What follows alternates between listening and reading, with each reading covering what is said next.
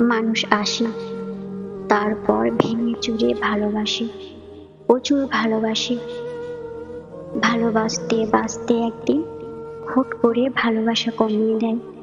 আর এই যে কমিয়ে দেওয়ার ব্যাপারটাই মানুষকে আরো বেশি অসহায় করে তোলে।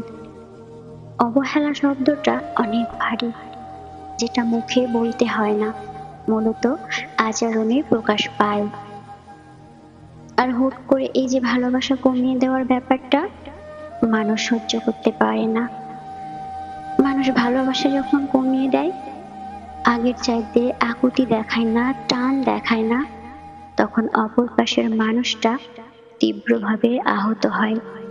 ভালোবাসা না পেলে মানুষ মরে না, তবে সম্পর্কের শুরুতে মানুষ যতটা যত্ন নেয়, আবেগের মূল্য দেয়, যতটা ভালোবাসে, ঠিক তার বিপরীতে সম্পর্কের বয়স হওয়ার সাথে সাথে হুট করেই কমিয়ে দেয় সব।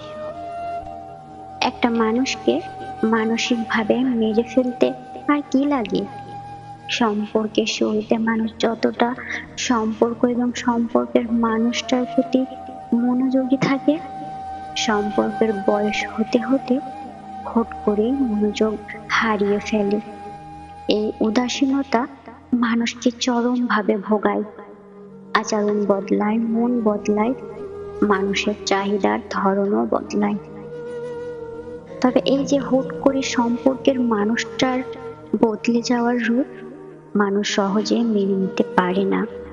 যারা সবকিছু মেনে নিয়ে নীরব হয়ে থাকে, তারা নিজের অনুভূতি, ভালো থাকা বিসর্জন দিয়েই সব মেনে নেয়, মেনে নিতে বাধ্য হয়।